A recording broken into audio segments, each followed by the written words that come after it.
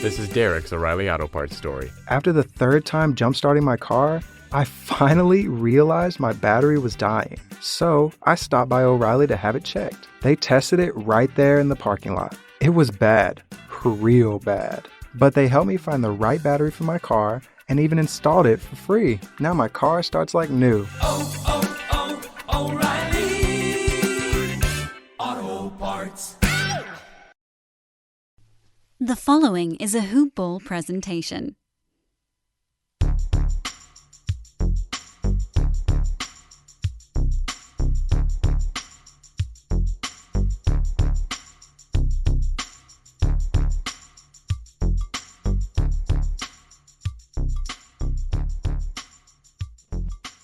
Good morning, Hoop Ballers, and welcome to another edition of Hoop Ball's DFS Today. This is your Saturday, February 27th edition. I am your host, Santino and I am here with our Saturday superstar, Aaron Asmus. How you doing today, Aaron? Well, we'll see. It's kind of a weird place to be in. The team I root for, the Kings, have lost 9 in a row. They're currently losing to the Detroit Pistons, who probably have like 1 or 2 actual rotation players. So I don't know if I should be rooting for my team to lose or win, but I'm just sick of Luke Walton. The guy is just horrible, especially for fantasy purposes too. Last night Marvin Bagley was killing it. He picks up 2 quick fouls, but then he just doesn't see the court the rest of the game. And I'm just over Luke Walton. I'm ready to dive into fantasy. All right, man, I hear you. And yeah, we do these a little late on for the night before, as you know, and we're just about tip off from the late games, and every other game started early on Friday, so we're about closing time in the fourth quarter, crunch time over there in majority of those games. But yeah, man, we have a 7-game slate for you guys this evening, this Saturday. And we don't have any early games. Usually we have 1 or 2 stragglers that go early. We don't have any of those at this one. We have, weirdly, first game starts at 7 and the last game starts at 8:30. Not sure how that one worked out, but we should have the majority of news, if not all of it, by tip-off. There is 1 game that starts at 8:30 and the rest are starting a little bit earlier, from 7 to 8. So I think we're going to be good there. And the only thing that we need to know really in that last game is if Porzingis is going to play or not. And I assume we'll know that a little bit earlier in the day. But without further ado, let's jump up into this 7-game slate, man. And the first game on the docket is the Cleveland Cavaliers at the Philadelphia 76ers, 7 p.m. Eastern Standard Time for the spread. We don't have a total on the game yet, but we do have a whopping 10.5-point Sixer, a favorite 10.5-point spread for the Sixers, who are the home favorites. Pretty makes sense. And on the injury report, we do have Taurean Prince, Deladova, Drummond, Nance all out. Kevin Love is currently questionable, but he hasn't played in a while, so we'll see about that. And for the Sixers, we have a big one with Tobias Harris out for this game. That's the big news there for them. But let's start with the Cavs, man. How are you feeling about the Cavs? Do you think they can keep this game competitive enough to where we can play anybody besides whoever starts at that power forward position or the options that come in off the bench at that forward position? Yeah, I don't think this is not a great spot to look at. Chidi Osman, he's kind of been a popular value play for the last couple of weeks with Taurean Prince sidelined, and unfortunately he's all the way up to 5,800. So he's priced for getting that 33 to 35 minute role now. And yeah, Jared Allen, he's all the way up to 8,400. And the dude deserves it. He's been absolutely balling out since they turned the center minutes over to him. But you cannot ask for a worse matchup against Joel Embiid and just a really, really strong Sixers team. He's giving up a lot of size, a lot of weight to Embiid. So this will be a good test to see if Allen can keep it going against Embiid. But for DFS purposes, I just don't think you should really go there in any sort of optimal cash game build. Everyone else is kind of the same problem. Kevin Love at 6,900. Even if he came back for this game, that's just not.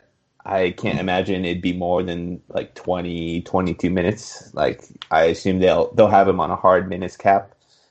Yeah.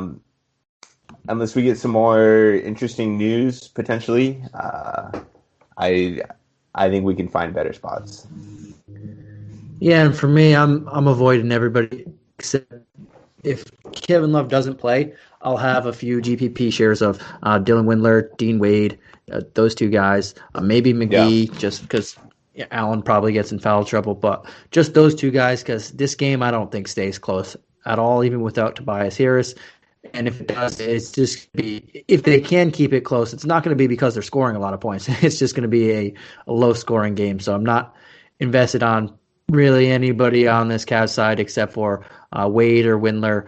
If one of them starts, or if they're splitting 24 minutes off the bench and between and the potential for a blowout. So those are the only two guys that I would have a little bit of interest in, but they're not guaranteed. Oh, I love that value under 4K. They're just if I have to go there, it's all right. I mean, I don't think they'll kill you. I don't think they'll go off either, but I think they're decent plays if you have to go there.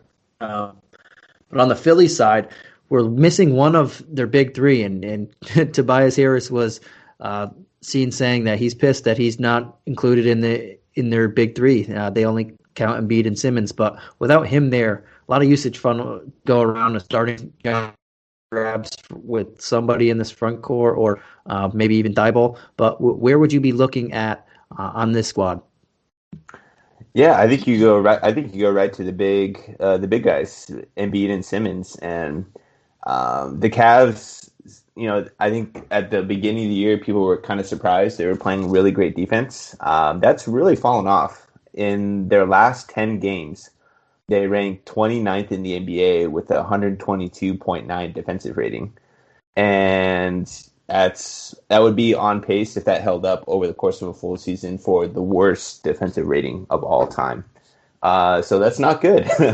And I do think Jared Allen, as much improved as he's been, getting big minutes with the Cavs, he's always been a guy back to his Brooklyn days that you want to attack with big, strong, offensive, physical centers. You know, when he gets matched up with like a Vucevic or Embiid tonight or Cat, he's just a guy who gives up a ton of production to centers. So I really like Embiid here. Kind of going through the day, hopefully we get talk about some solid value plays to fit him, but he's not overly expensive at 10.3K. I think this is a good spot to go right to Embiid. He has a big usage player missing in Tobias Harris. A lot more offense is going to have to funnel to him. I think he's in strong consideration as a cash core play for me. Right. For me, I'm more invested in Ben Simmons in this matchup. I think Embiid can go off as well, but I don't want to pay 10-3 just for the off chance, or not the off chance, but the possibility that this game gets way out of hand. I think Ben Simmons at 8-7, it's a little more feasible for me. You save a solid amount of money, and I want to get exposure to one of these guys with Harris out, even with the blowout risk. So I'd rather save a little bit of money there and take Simmons. I think he has a great matchup as well. This backcourt hasn't really shown much of a defensive tenacity as to scare me off from him. Outside of him, I'm looking at who's going to take the starting spot for Tobias Harris, and I'm looking probably Mike Scott. Maybe they can go small because if there's no love, the Cavs are pretty much going small at power forward anyway, so maybe they throw in Thibault, as I mentioned earlier, and I wouldn't mind him at 3K if he's going to start. I don't think he hurts you. Not huge upside, but a little bit better upside in a matchup like this against a team that's, as you mentioned, is getting roasted on the defensive end. So I don't mind paying basement bargain price for this at the bare minimum of 3K. Maybe Borkma starts. I'm not sure, but I think I'll put Green at that power forward position to start. I'll probably be looking at Thibault if he starts. I don't want Mike Scott if he starts, but again, if you have only 3K and you love all your other matchups, all your other spots, I guess we can give him a look, but he's just not a point per minute guy. I think for me, it's just Simmons and leaving this game pretty much alone because it could just be a very bad spot for the Cavs. Yeah.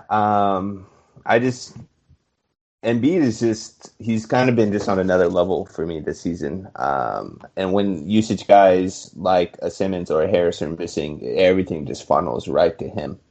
And people do get scared off blowout potential games, but at the same time, if the Sixers do blow out the Cavs, it's more than likely going to be Embiid going off for 3 quarters.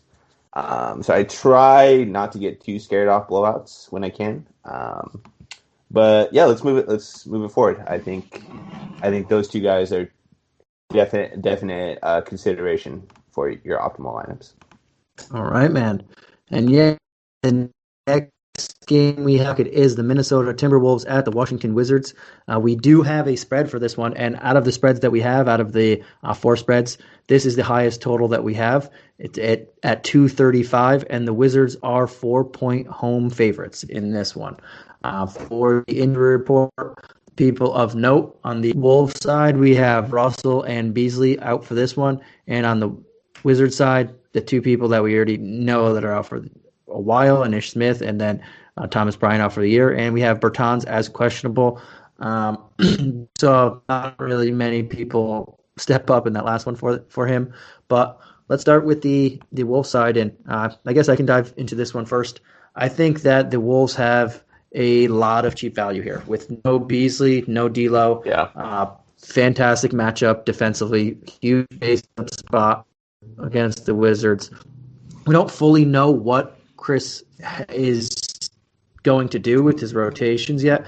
We've just had a glimpse of it. He's still getting to know these guys, so I'm not reading into, obviously besides Towns, Edwards, and is going to start, but the power forward position before this game, not reading into it's Jared Vanderbilt's to lose. It's just this guy's still seeing who's who and getting to know his players. It's not even been a week yet. But now in the shooting guard spot, we're gonna have another person out there, or maybe even small forward. Maybe they bump Edwards to the 2. We'll have someone else starting on the wings. That's going to be interesting. And whoever gets that job instantly becomes a guy that I wouldn't mind looking at in DFS. I think a couple guys that it could be Jarrett Culver, if he's not on a minutes limit, especially at the bare minimum price tag. Yes, I'll take that in this matchup.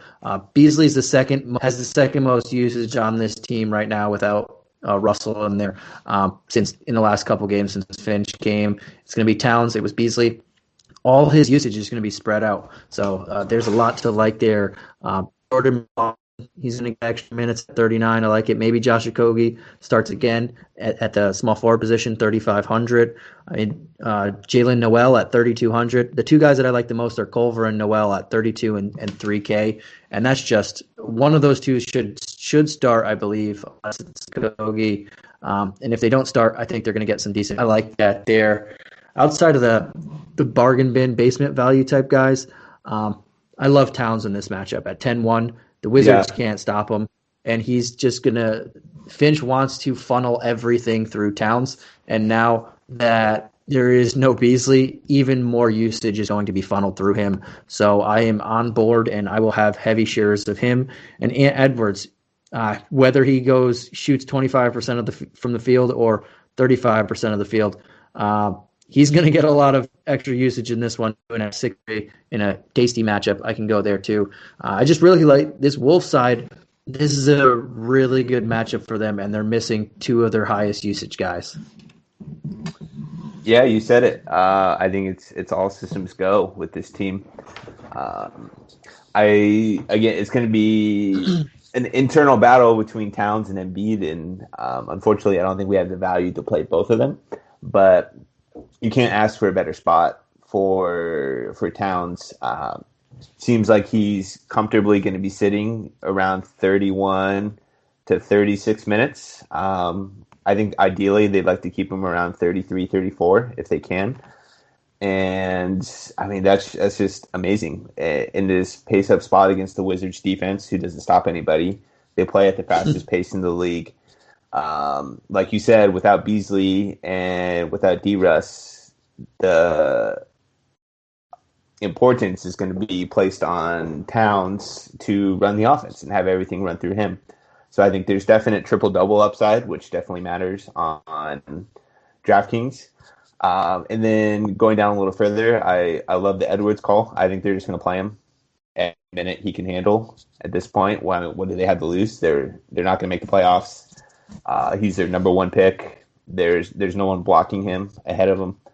I would be surprised if he had under 20 shot attempts in this game, which for 6,300, mid-30s in minutes, he has shooting guard and small forward eligibility, so positionally he works really well on this slate. Yeah, I mean, I more than likely will have Edwards on my cash team. I just the only hindrance is himself, really, because he can shoot 5 for 20 or something along those lines. But just the usage context. Just to kind of give it an impression with Russell, Beasley, and if Culver ends up not playing. But with those three off the floor, Edwards has a 33.5% usage rate and a 1.15 fantasy point per minute rate in 145 minutes this season. It's just awesome. Like I think he's one of the first guys in your cash lineups. Going down a little further, I think we need to get clarity on Okogie, McLaughlin, Noel, all these guys. Let's just get a little clarity for me before we figure that out. And then Jared Vanderbilt, it's another. He played 34 minutes and was awesome in that Bulls game. Hopefully, the new Minnesota coach realizes he's like an absolute perfect fit next to Towns at the 4, and they keep trying to develop that pairing together. I love it. I think there's tremendous blocks and steals upside at 4,100 up in pace. If he's going to get 28 to 28 plus minutes moving forward, this price tag is just way too cheap. Yeah, I mean it's just a great spot. I don't think you can really go wrong with many of these Timberwolves. Yeah, and they start at 7 p.m. Eastern Standard Time, which is the first game tip-off. So we'll know who's going to be in that starting lineup. We'll know if Culver has a minutes restriction. I know the last game they said 15, but he didn't see the floor. I'm assuming he's going to be seeing the floor this time. Maybe he's still on that 15 since he didn't play. But we'll have the information we need to go at the value that is just staring at us in a great matchup. But on the other side of the ball, we got the Wizards going against a team that's just in the Wolves that are just bad. They're not winning. They lost one of their second best player now and third best player. And for me, it's the same old story with the Wizards. Even if Bertans doesn't play, we saw it last game that we don't know if he's going to take advantage of it. We don't know if Garrison Matthews, Jerome Robinson, whoever they put in there, they're just not safe. They're more GPP if you want to go that route. But with that, besides Westbrook and Beal, everybody is just you don't know what you're getting each night. Wagner had a great game last game, great game. But every time he has or 2 games ago, he has a great game, and then he only takes 4 shots the next one. Happened a couple of times ago when he started, and then the next everybody. We don't know what you're getting from each of these guys when Westbrook and Beal are on the floor. Neto had a great game last game, 34 fantasy points. He played a bunch of minutes, but he's just very inconsistent too.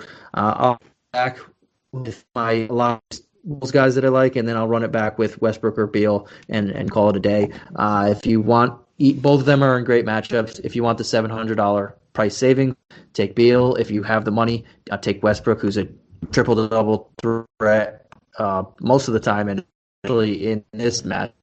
I think you can't go wrong with either of them. And this is, if you're playing a lot of Wolves and you expect it to be semi-close, you just take a chance on one of these 2 guys. Or not take a chance, put one of these guys in that pairing. Yeah. Yeah, I think you said it perfectly. Um, it'll depend on how builds kind of shake out, but I think Westbrook or Beal are both definitely cash viable if you want to use one of them as a build round against hapless Minnesota defense. The Wizards have actually been playing pretty good basketball of late. And Westbrook has kind of found his game over the last couple of weeks, which is pretty cool to see.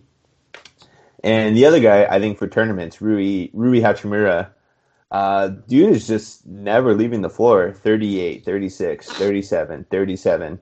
He had one 29-minute game, but 37, 22, 33, 32, 36. Like this, you can pretty much depend on him for mid-30s in minutes at this point. So I don't know if he's going to quite make cash consideration just because there's just such a limited ceiling when you're sharing the floor with Westbrook and Beal. But I think that's a pretty awesome tournament play, especially in some game stack scenarios. If you're playing, an Edwards Cat on one side and then run it back with like a Russ Rui type of build, something along those lines. I think Rui's a gold star tournament play. Right. Yeah, and he was one guy I was going to mention, but I'm not just huge on that 5'8". I think pretty solid tournament play, but in cash he wouldn't be somewhere I would go to. So right. I like that call. But yeah, we're going to go to our third game, and these next four games, they all start at 8 p.m. Eastern Standard Time, and then the last one at 8:30. But this next one we have on the docket is Indiana Pacers at the New York Knicks, and we have the Pacers. This total is 216.5, and the Knicks are 1 point home dogs in this one. I forgot to mention the Wolves and the Wizards in the previous game. They're both on the front end of the back-to-back. In this game, we have the Pacers on the back end of a back-to-back, so we do not have an injury report on them. And the Knicks are on the front end of a back-to-back. The big news on the injury front for the Knicks is that Elfrid Payton is doubtful again. And we don't, like I said, we don't have anything for the Pacers at the moment. But let's jump into the Pacers side of the ball. And going against this Knicks squad that gave up a lot of points to the Kings, but that's because they make you relive it, but they gave up. They scored a lot in that last one. But who would you look at on this Pacers side of the ball? It's these price tags are really rough. I mean, Sabonis at 10.6 was like when I first took a peek at the slate. It's like, holy cow, he's at Jokic, Luka territory, and can't say I fault DK for pricing him up this way. I mean, dude has been incredible the last couple weeks, but I just don't think he has that sort of ceiling that a Jokic or Luka have on a consistent basis. Especially against this Knicks team, which plays pretty great defense. They want to slow the pace down to a crawl. There's going to be a lot less possessions in this game. Indiana itself is kind of a slower. They want to grind it out, get the ball to Sabonis, let him work. I just don't think you can go to Sabonis in the spot at 10.6. The price tag is just ridiculous. Everyone else, it's like they're kind of all priced correctly. I'm just not all too interested in a spot against the Knicks. That's going to be one of the lower total spots on the day. Yeah, and I was looking at the same thing, and a lot of the prices on the slate, a lot of them I'm like, okay, I like these guys, but I don't want to pay that price tag. And Sabonis is one of them. He's priced higher than the two centers that we just mentioned, in Embiid and Towns, and like you said, he's up there. He's the third highest guy, fourth highest guy on the slate, and that's a lot. That's a big price tag, especially in this type of matchup. And I'm not huge on. I don't like playing the Knicks, as I continue to say a lot when I'm on here, as they're the slowest pace in the league and they're a top 5 defense. It's just not something that I like to do a lot. But if I am going to go here, there are two guys that I would be looking at, and one of them is Miles Turner at $6K. I think that's a solid price tag. He'll bring Nerlens Noel outside the paint. He'll bring Taj Gibson, who they're playing a lot more now, outside the paint. I don't think either of those guys pose a particularly, I can't say that word right now, threatening defensive matchup for him. And at 6K, I don't mind going there. I don't think he's a cash guy, but if you're, he's more of a GPP pivot because there are many centers on the slate, as we're alluding to, that you can go to and pay up for. But if you're going to go the opposite way and pay up for the guards and stuff, I think he's a very good option there. And I don't mind going to TJ McConnell. The last game without Peyton, we saw both Kings. I know it was just a weird game that a massive amount of points were scored in that game, but we saw both point guards on the Kings do really well. And I think McConnell at 5'6" is not a terrible price tag. He's more of a GPP pivot again. No one on this team to me in this matchup is cash safe, but I think he makes for a decent GPP pivot if Peyton misses again. We've seen Rose get a step slower. Quickly's all right, but he's not threatening either on the defensive end. But that's pretty much it for me as well. I'm not really going to go heavy on this side of the ball. But how about the Knicks side, man? Is there anybody that you're looking at? We know Peyton's doubtful again, and we saw Quickly and Rose rosing with their price tags there. Oh, and you like what I did there? Yeah, I did. Yeah. And Alec Burks stayed similar, and he had a really good game as well. But is there anybody in this matchup that you'll attack seeing the Pacers on the side of back-to-back? Yeah, I think the Derrick Rose price tag is still reasonable at 5.3K. He still played 28 minutes in that game against the Kings and was awesome. I mean, it's obviously going to be a much, much different guard matchup. The Pacers have been phenomenal this year at controlling lead ball handlers and getting the ball out of their hands and forcing less adept wings at creation and playmaking. So I think the shooting guard availability really does save the Rose in the spot at 5.3K. I think that's a decent value. Quickly though, he's point guard only. He's all the way up to 4.8K. I'm still not sure why he only played 20 minutes in that game against the Kings. He was torching. He was torching the Kings. Shot 12 free throw attempts. So there is a little volatility there that it's probably not a repeatable performance very often.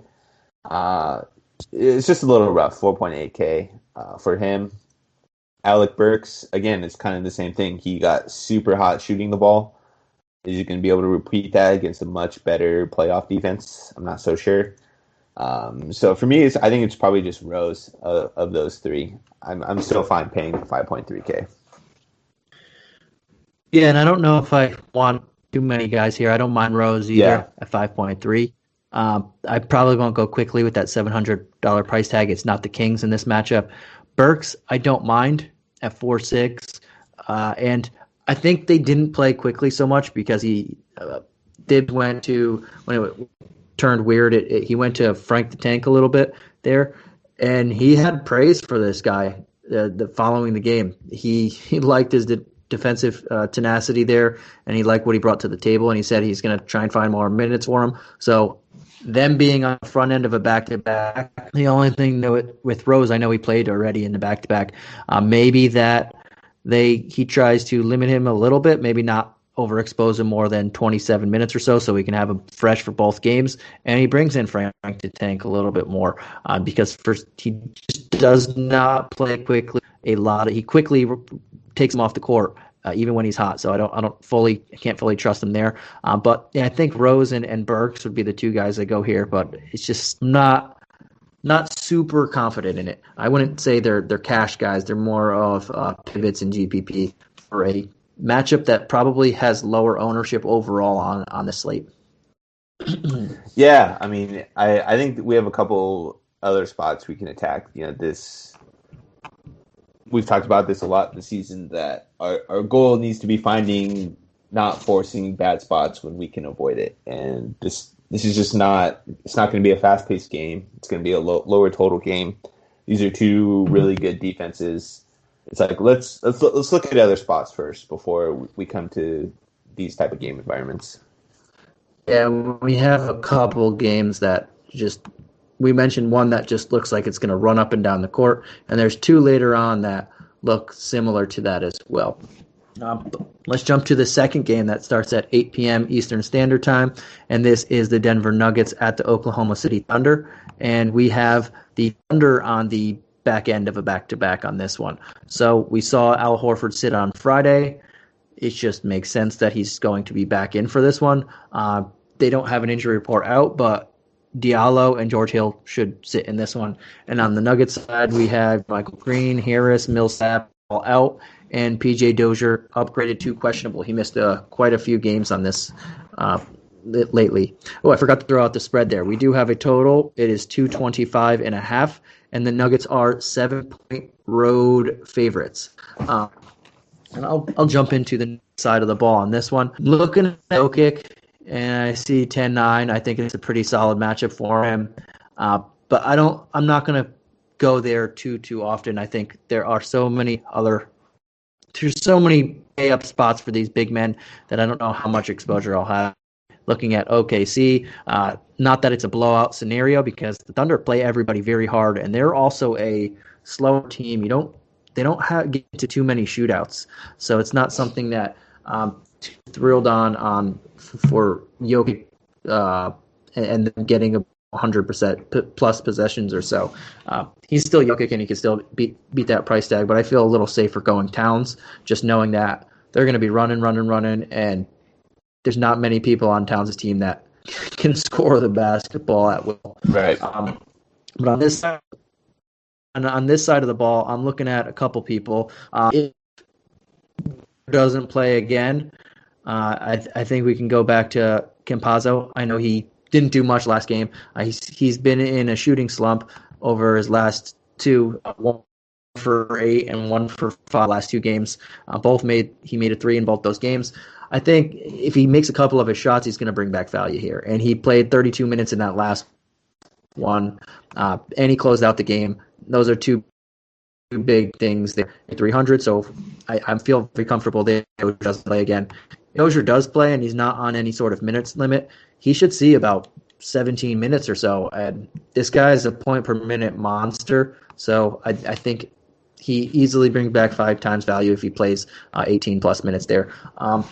Not someone that I'm going to go, I have to have in my lineup, but if I'm at 3K and I need to, and I'm just forcing in higher guys, I don't hate that he's in my lineup. For the other guys on this team, I think Michael Porter Jr., man, I don't know what he's doing in that last game. It just made no sense to me that he had a awesome opportunity to tie the game and he just ran to the corner. I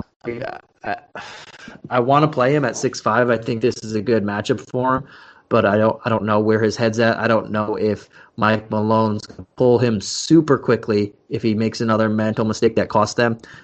So there's that. I think Murray's in a really good spot too, but I don't know if I want to pay that price tag with some of these other guys on this slate. So I don't know how much exposure I'll have to this team. I think I'll take shots at Porter, GPPs, not cash, and I like Campazzo if Dozier doesn't play, and vice versa. Yeah, I think that was a really good rundown. Just this team with their injuries are so incredibly thin. Like where all their usage funnels, it's all Jokic, it's all Murray, Michael Porter, Barton, and Morris.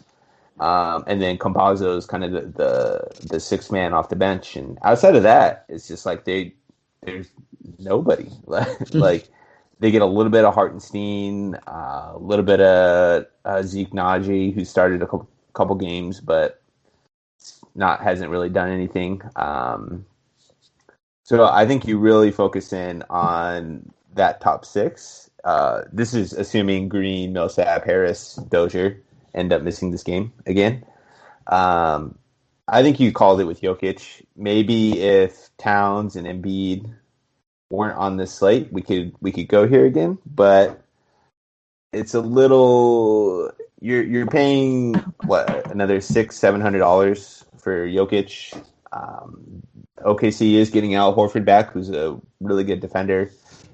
These are these teams are both playing and they're in the bottom third of the league in pace over the last 10 games.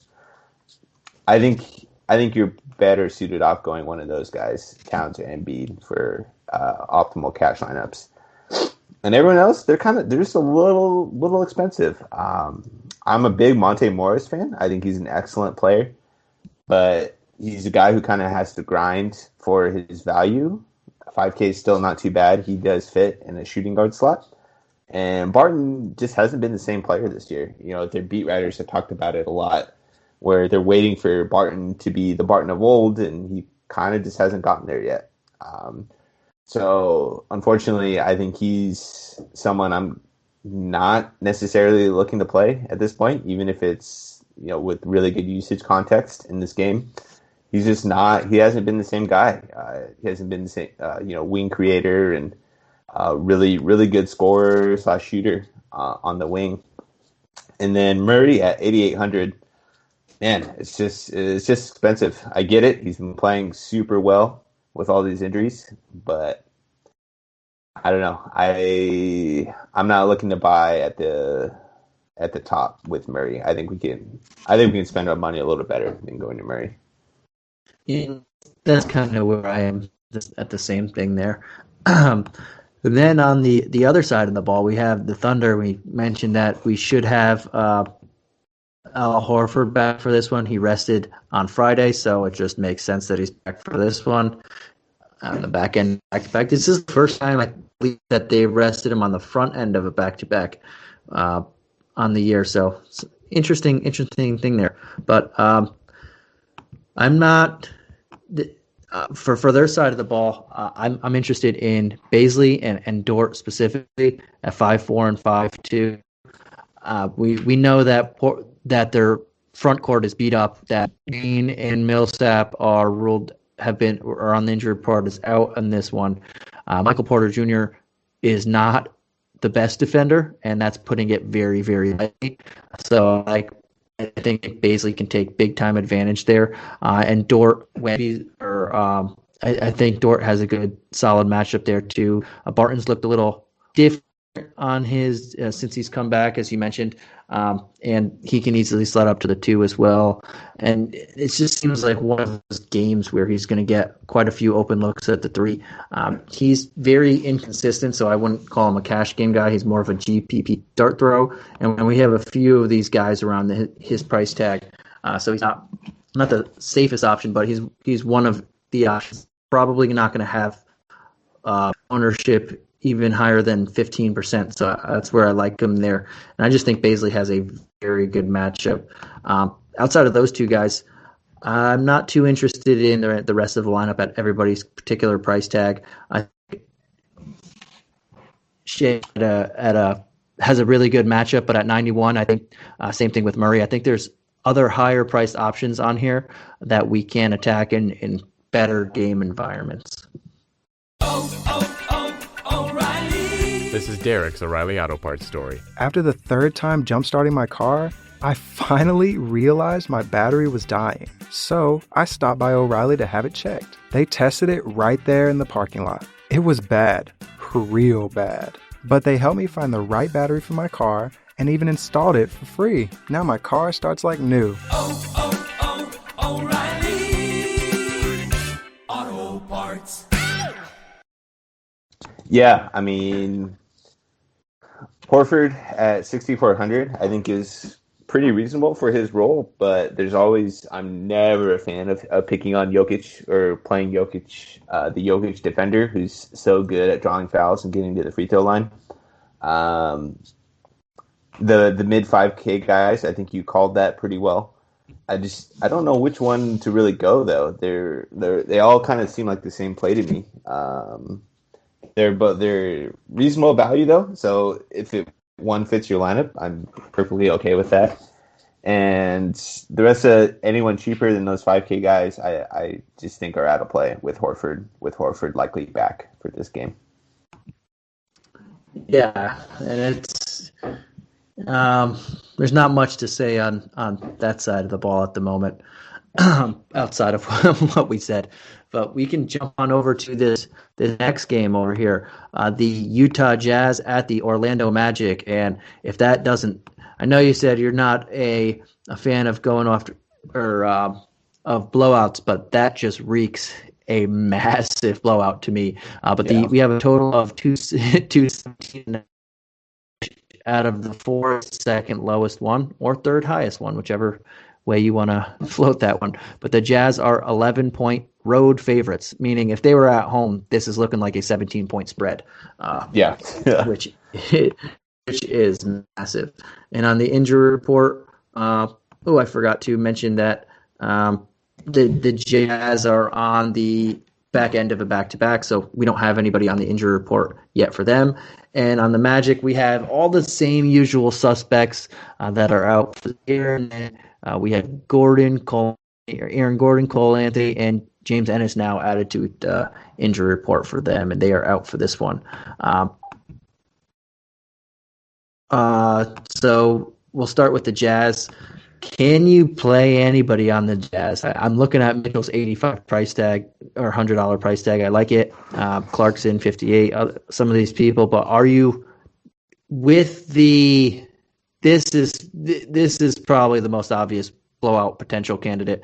Can you play these guys in this matchup? Can you spend up for a Mitchell or Gobert in this? No, I don't think so. This team, the Jazz obviously have just been incredible all season, and they kind of suffer from the Suns syndrome, unfortunately, where they have their top 7, 8 guys are so freaking good, and they play so well together that Mitchell's obviously their lead ball handler, but they all kind of eat into each other's production when they're all healthy on the floor.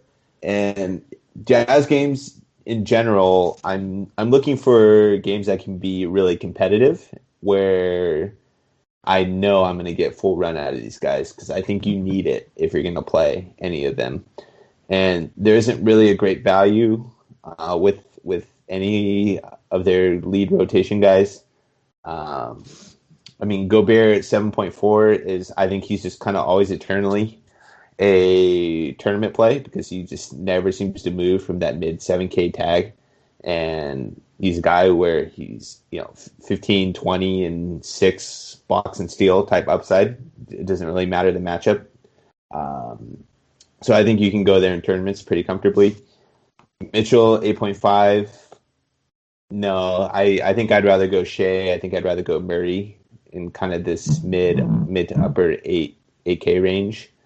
I think this game is kind of just an avoid for me.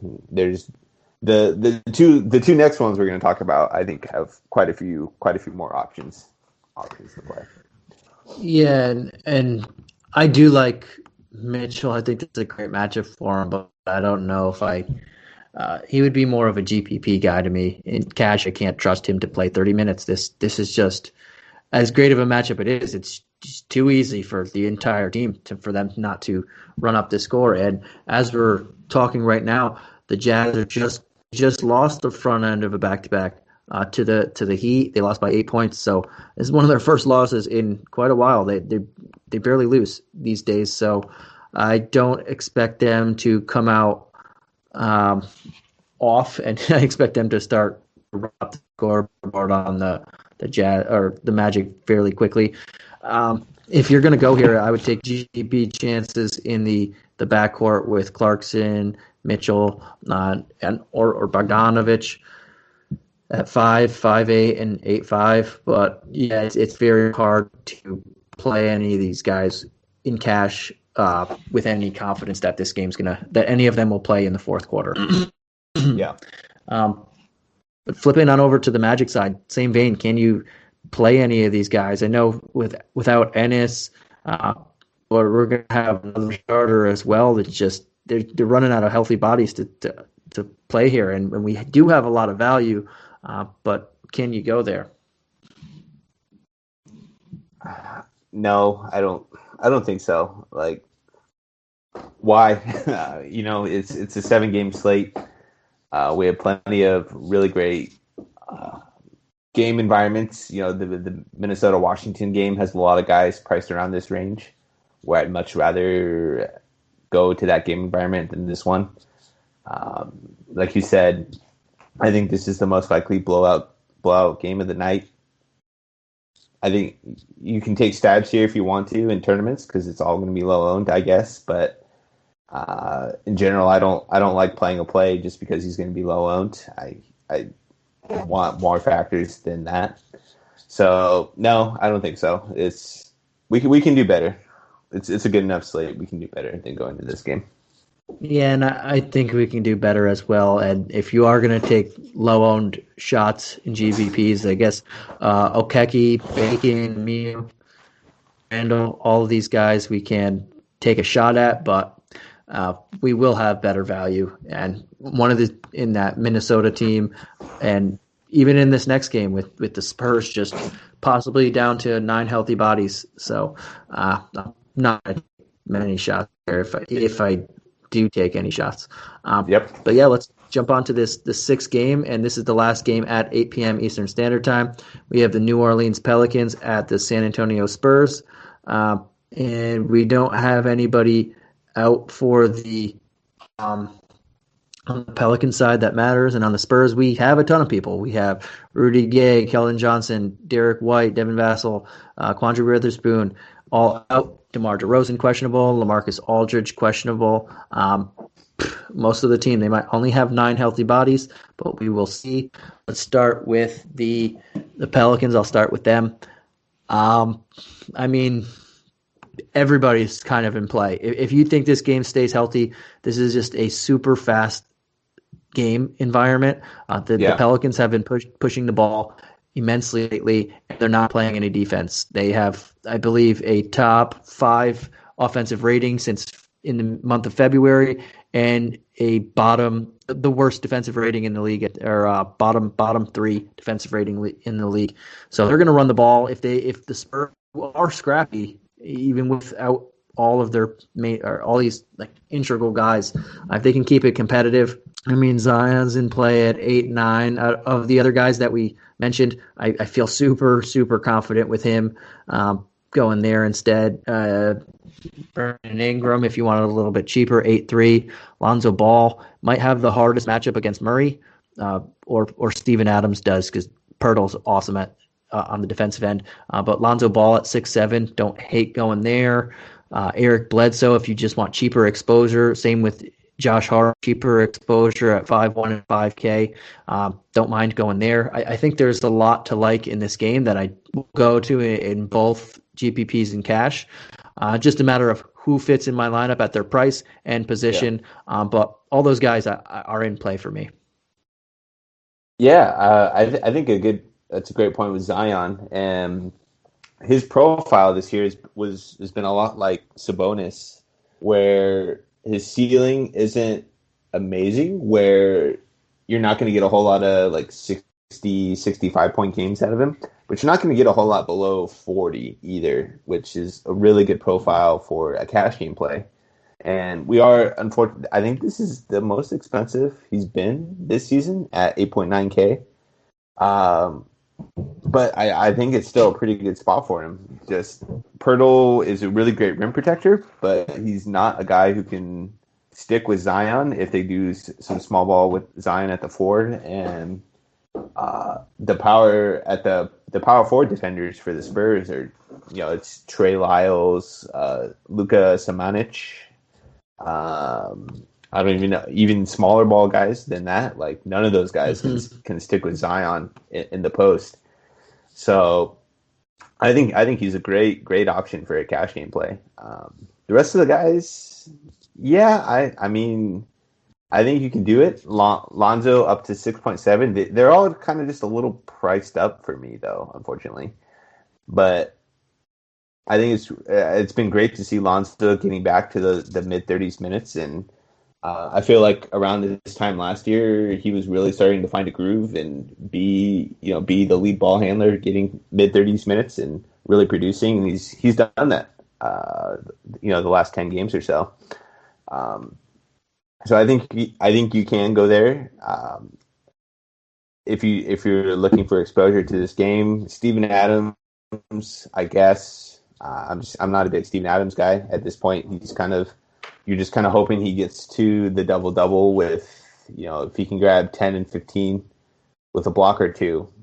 I guess he hits value at 5.3, but not really looking to go here. Everyone else, I think I'm going to stick with Zion and Lonzo from the Pelicans. All right, man. And on the other side of the ball, it's a different thing. If DeRozan doesn't play, they don't have a small forward on this team. Besides, Lonnie Walker is the one natural-ish small forward or wing player on the team. Keita Bates-Diop is probably the second closest thing to a small forward. I know they started Samanik at small forward in the last game. He's listed at small forward. He's not a small forward. He's a 4-5. So if they start him at small forward again, it's just out of position. You can take advantage of that. But if DeRozan doesn't play, Aldridge doesn't play, I mean, we don't have to go to Murray at almost 8K. That's too priced up for me. Even though he's put up 50 points in the game before they stopped playing, and then the last game, it's still a pretty high price tag. But I don't hate it. I probably won't go there in cash, but I don't hate it as well. But outside of that, I mean, Mills, Lonnie Walker, all under 5K. Trey Lyles, Diop, 3.8, 3.5. These guys, Trey Jones is going to have to see more if DeRozan and Aldridge don't play. I mean, there's a lot of chances, stabs that you can take here in both cash and GPP for lower owned guys that have to play. They just have to play, especially in a very good matchup against a team that's running the ball and not playing any defense. So I really like the value on this team in particular, just like the Wolves, that if you don't want to spend up, you get exposure to the team and just go with where the minutes are going to go. Maybe they're not the greatest of players. Like Lonnie Walker is very volatile, but him having to see 33 minutes a game, he's going to walk. He only scored 12 points in the last one, but he took 16 shots. Hit 5 of them. But he's going to walk into value at 4.3. So I don't mind taking stabs at this. Hopefully we get the starting lineup and we get the Aldridge and DeRozan news before the game starts, because that's just a ton of extra usage. If they both play or DeRozan plays, I'm not really worried about Aldridge. I don't know if he's going to even play a lot of minutes because one game back, he's already questionable for the next one. So not a great sign. But DeRozan, if he comes back, that changes a lot of the dynamics. But I still like Lonnie Walker. I think Trey Lyles still makes some sense there. But that changes things for me. But if they don't play, I mean, it's value here. Value. Yeah. I think Lonnie Walker and Patty Mills are probably two of the better value plays on the slate, regardless of the news, because even if Aldridge and you're still missing Keldon, you're missing Derek White, you're missing Rudy Gay, you're missing Devin Vassell. That's 4 of their major rotation guys who play minutes for them. So there's still a ton of usage missing from this team. And then if you just get one or maybe even both of those guys out, I think Patty Mills and Lonnie Walker are both going to have to play a really big role in this game and probably play 25, minimum 25 to 28 minutes. So I'm keying in on both of those as kind of cash value cores. And I think that just DeRozan, if he comes back, I think is a phenomenal play. He's just been underpriced the whole year for the way he's played and the role he has with this team. His workload is just so incredibly secure, and he's not priced like it, even at 8K. And then Murray, if DeRozan is in, it's probably a little iffy. I think you can go there, but man, I think I would want DeRozan out if I were going to go to Murray. Yeah. And if DeRozan plays, he can play 3 or the 4, 2 spots they're looking for. They'll probably play the 3 just because they have Eubanks, Lyles, Salmonek, people who play the 4. They really, Diop is probably, like I said before, they don't have anybody to play the 3 if he's out. So it's very, very weird in that situation. But yeah, let's jump on to this last game. We do have a threat for this one, and this one starts at 8:30 p.m. Eastern Standard Time. It is the Dallas Mavericks at the Brooklyn Nets. I expect the Nets to be about 5-6 point favorites, give or take 1 or 2 on that. And on the injury report, we have Durant is not going to play until after the All-Star break, and we have Jeff Green as questionable. And then the Mavs, the big news of note is Kristaps Porzingis is questionable again for this one. He missed the last couple. We'll see what happens there. That's going to change the front court dynamic here. But on the Dallas side, man, well, where are you looking here if Porzingis plays, if Porzingis doesn't play? And we know the matchup with the Nets is kind of enticing, although they've been playing better on both sides of the ball. Well, I should say they've been playing awesome on offense regardless, but they've been playing better on the defensive side of the ball lately. Yeah, I mean, I think the offense is going to be incredible this game. The Mavericks have really figured it out after that little scuffle they had earlier in the year where they're ranked 6th in offensive rating, while the Nets are ranked 3rd in offensive rating in their last. I think we're gonna get a really great offensive game here, just where both teams are probably going to struggle to stop each other. The big thing again is like how do we afford all these guys? Just the studs on this slate are just too freaking good, unfortunately. And there's just not a ton of value right now that we can feel confident locking in multiple of them. Against Luka, yeah, I mean, you want to target Luka in up-tempo games. This should be a really up-tempo game. You want to target him in spots without great interior rim protection. And DeAndre Jordan, he has the name value, but he's just not a good defender anymore in the slightest. And the Nets don't have any key perimeter defenders either, where anyone you would feel confident in matching up with Luka. So if you went here, yeah, I mean, I totally get it. It's going to be the highest total of the game on the slate by probably a pretty significant margin once everything comes out. And it should be pretty well contested, like you said. I'd be surprised if it's, anything greater than 5 or 6 points either way. Even if we don't get the Kristaps news until later on. But yeah, I mean, if you want to go Luka, I think you should. I have no problems with that. I think Jalen Brunson has been playing really well without Kristaps on the floor, but that's maybe a little risky because I think his role does significantly fall off if Kristaps is healthy. The rest of the centers, man, it's just, I don't think you can go to any of them. It's just roulette. It's not a great matchup for Boban, so I think we'd probably see more Willie Cauley-Stein and Dwight Powell in this game. Maxi Kleba has been a really popular value play over the last couple games with Kristaps out, but you would need to confirm that before you played him.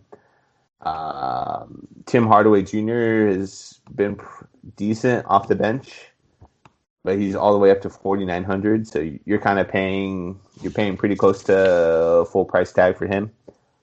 So yeah, I mean, I think you can go to these ancillary guys. You would just have to confirm Kristaps was out, and I'm perfectly fine if you want to play Luka as your spend in cash games. Yeah, and as I mentioned before, if there's so many big center options on this slate, and Miles Turner was the guy, like, if you decide you want to go heavy guard on this particular game or other games, and you wanted to go cheaper center, that's where I'd go. Yeah, Luka's definitely in play in this one if you wanted to go that option.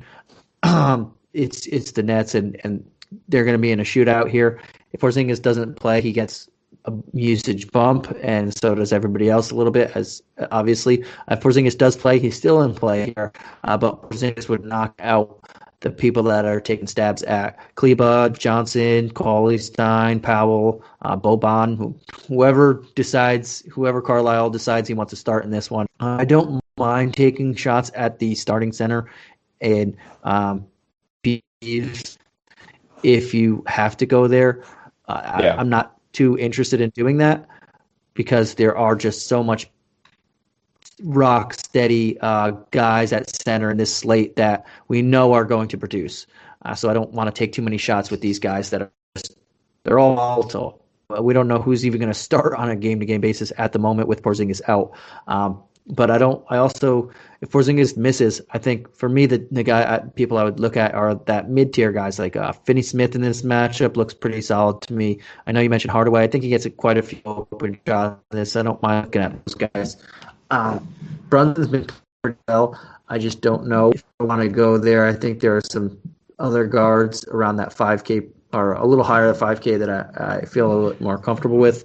For the most part, it's Luka is the guy that you're looking here. If you want to get cheaper exposure because this is going to be a high-scoring game, I would make sense to get it, especially if Porzingis is going to miss. It gives me a lot more confidence and comfortableness to go that way if Porzingis is not in there. Porzingis plays, I'm not going to him at all at 8-1. What about on this? I just wanted to add real quick on Kristaps.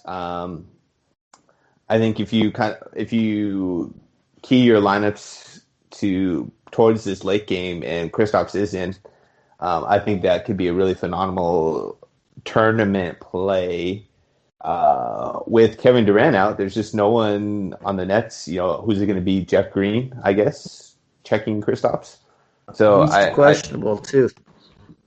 Yeah, so I think even more so for Kristaps than Luka that they don't have a body at all who can guard Kristaps in this amazing game environment at really low ownership because he's going to be questionable the whole day. Awesome.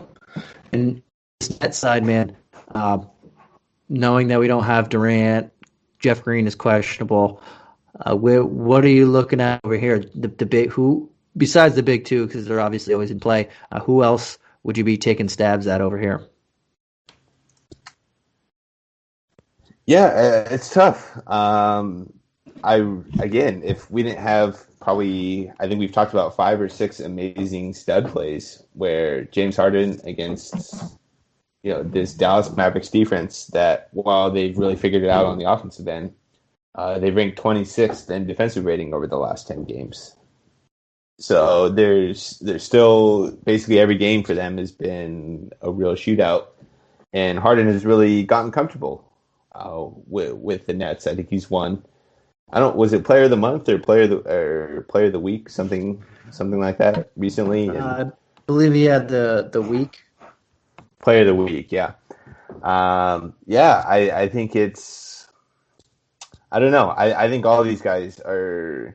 I don't think there's really a wrong stud to build around today. I know that might be a little bit of a cop-out, but I think Harden, Luka, Karl Anthony Towns, the Minnesota-Washington game, Jokic, I think, is a phenomenal play again. I think Embiid is a phenomenal play again. Like, there's just a lot of really good expensive plays on this slate. So I think the big thing, this is a little more overview than just Brooklyn, sorry, but it's figure out what value you really want to play, and then figure out how your stars plug into that. I think that's a smart way to build on most nights anyway, but especially on this slate, I think you really need to key in on what cheaper value plays you want before you go to what studs you can fit in. And back to Brooklyn, man, the ancillary guys are very similar to the Washington guys for me, where I'm just not really sure where to go when Harden and Kyrie are on the floor. They're just not, even when there's only 2 of them, there's just not a whole lot of usage to go around. Bruce Brown has been playing really well. He still hasn't gotten like the minutes expectation you would expect for a guy. They kind of need his profile of a wing guard defender, and he's still kind of 20, 34, 25, 26 minutes in the last few games, and he's all the way up to 4,900. So I guess, but not overly thrilled about it. And then the Jeff Green news, it's like, I think Wawu Cabarrot would probably benefit the most from him. I think they would probably plug him in at the 4 if Green were to miss. But I don't know if you can really rely on that if we don't have the news before lock. So you kind of have to plan your lineups around the 4 o'clock games. It's definitely going to be a tricky slate here. There's really good expensive plays and not a whole lot of quality value. Yeah, it's a different one here. If Jeff Green doesn't play, guys like Bruce Brown has been stepping up, but we don't know for a fact that he's not going to play. And this being the late game, we might not know the news in time. The good thing, though, is that this game starts at 8:30, so it's not the typical 10 o'clock, very, very late game. We might get that news in time, and that'll be something that'll be very beneficial for us on both sides of the ball here. But, I think Harden can be in play in here, and so could Kyrie, but we do have so much other value here. I don't know if I'll have too much exposure, though, that they're in play always with, especially without Durant there. They've just both have been playing great, and Harden has been playing out of his mind lately, him in particular. The last game, he only had 43 fantasy points, but they won by almost 40 actual points, so they didn't need him to do what he's been doing before that. But the games before that, he's just been so safe, and you know what you're paying for that awesome floor from him. So I don't mind going there. Kyrie Irving hasn't done as much as him, but he's been super safe as well at that nearly $2,000 discount. So don't mind going to either of those guys. I think you can look at Joe Harris, whether Green plays or not. Don't love it, but especially if Green doesn't play, I think just more stuff flows to him.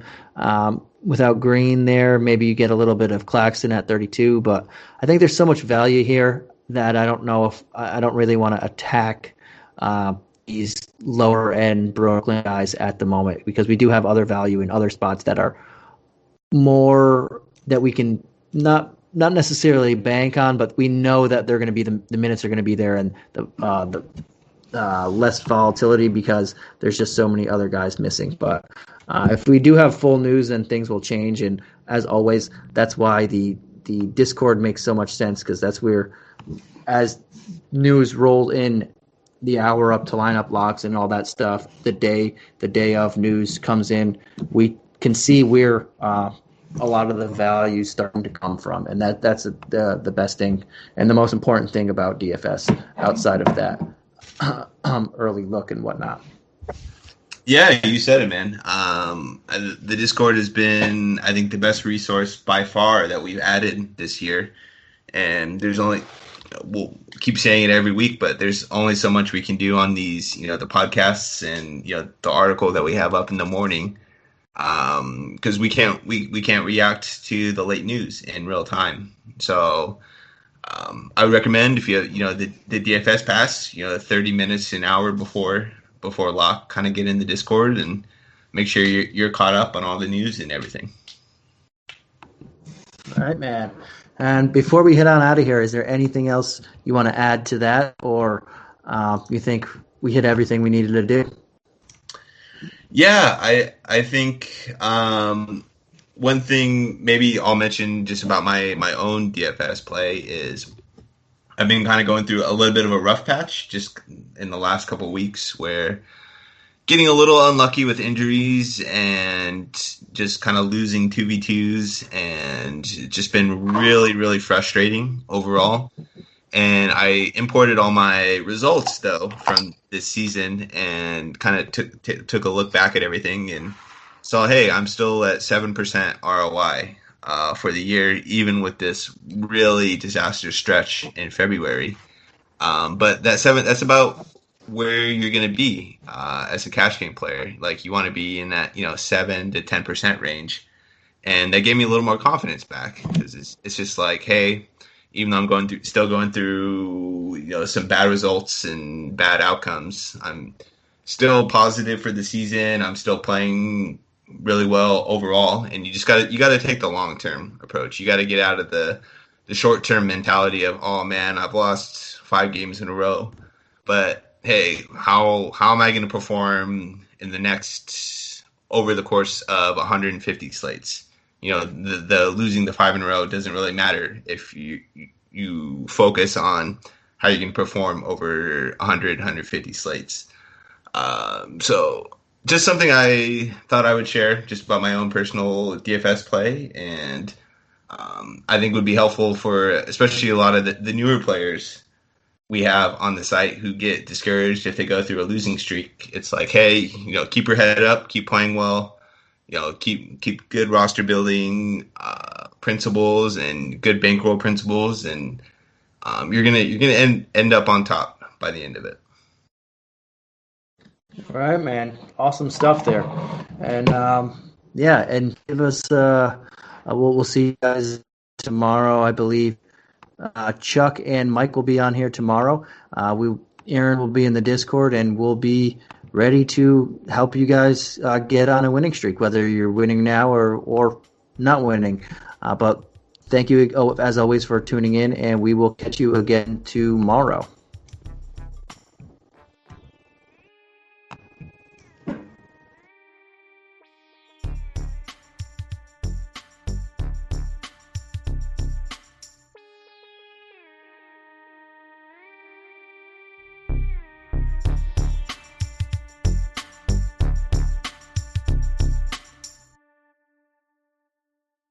This has been a Hoop Ball presentation.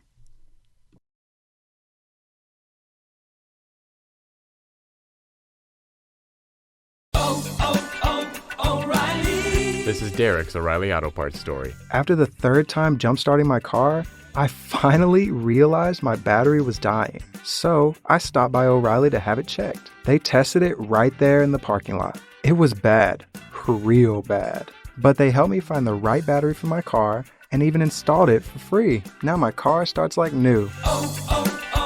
O'Reilly Auto Parts.